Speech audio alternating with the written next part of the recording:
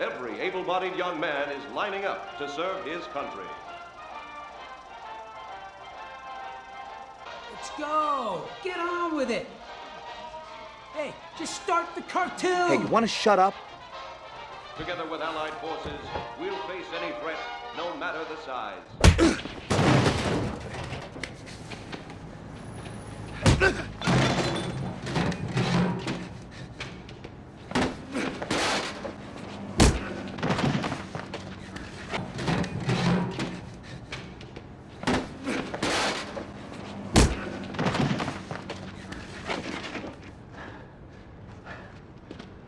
Hang this up.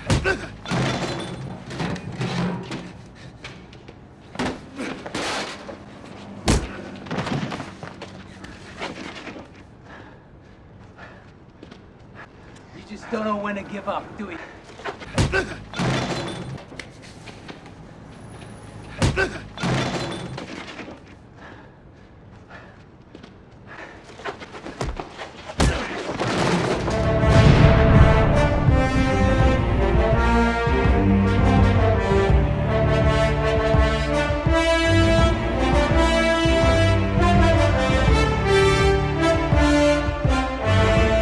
Hi everybody, I'm Sunburn and welcome back to the cinema. Today we're talking about Captain America, not that one, the first Avenger one, the good one. Let's not ever touch on that, okay? Or maybe if no, you know what, you can't get me to do it. I've just moved house. Sorry it's taken a while. I can hear it now. There is an atrocious echo in the room, and I'm really sorry if that's really bad. Hopefully you can't hear it too much.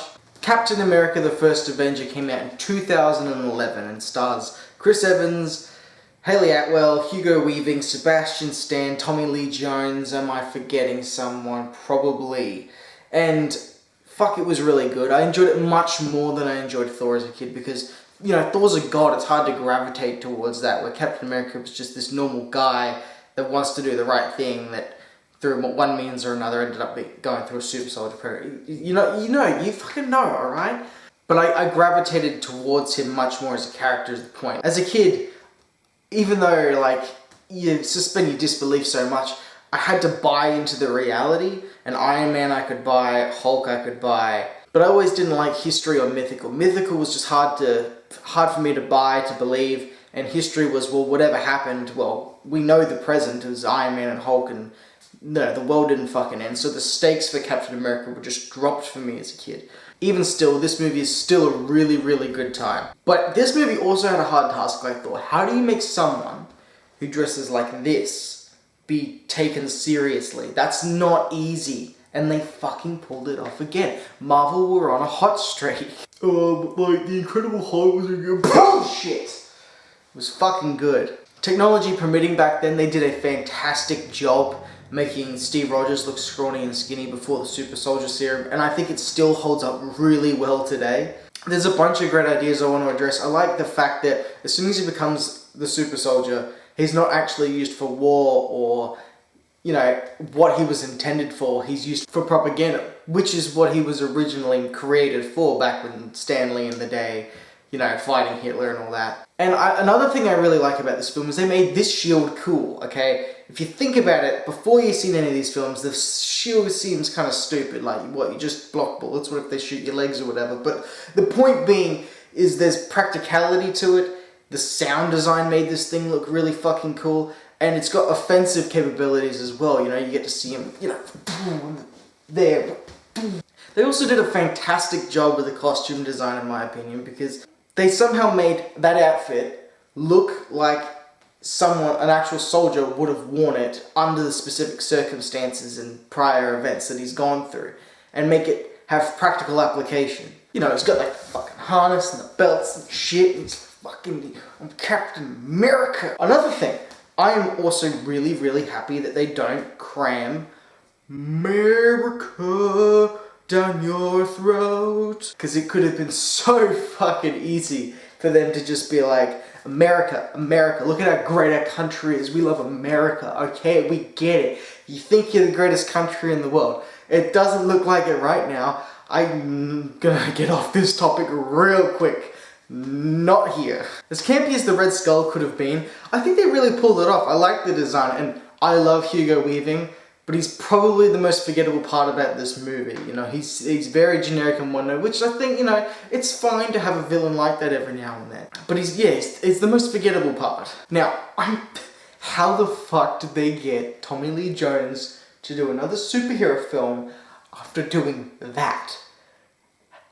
Mad props, Marvel. I don't know how the fuck he got him there.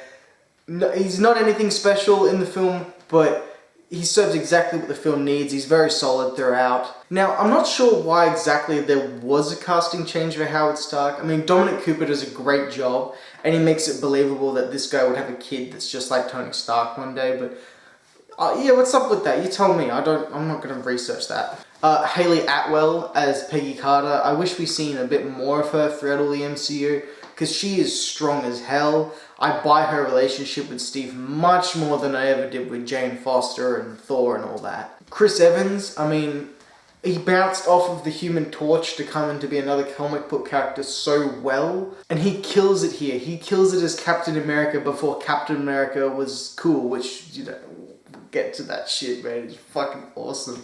He did such a good fucking body transformation. I swear, he's more jacked than Thor, who's a god. Look, Captain America, alright, yeah? Thor's just leaner, he's chonk. The production behind this film is fantastic. They did a brilliant job making it feel like it really is the 40s. And I love that the film, you know, it leaves in a tiny, tight little bow ready for the Avengers. It's just fucking perfect. Speaking of the Avengers, it's no fucking post-credit sequence in this film. They gave you an entire teaser to the Avengers that was only at limited screenings. I know you couldn't see it at press screenings, or early screenings before it was in theaters with everyone else. It was a whole fucking teaser. I can't remember at the time whether the whole trailer had even come out yet, or it was just completely secret. But that is so fucking cool for anyone that stuck around.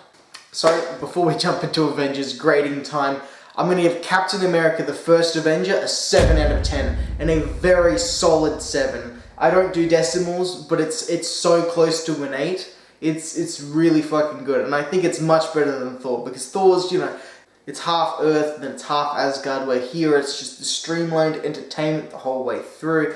100% worth your time, don't skip it if you're watching all the Marvel movies. I really appreciate that the film, you know, it takes time for some more serious moments, but it also carries all the action and adventure that you'd want in a superhero film. So, we are almost there. The big one is next, the Avengers. Us as fans, we were only 10 months away from this thing, and we were biting our teeth because, for sure, Marvel had a really strong track record up to this point, but whether you could bounce all these protagonists off one another, giving everyone enough screen time and making sure that it felt inclusive and also coherent, it's insane that the task they had ahead of themselves.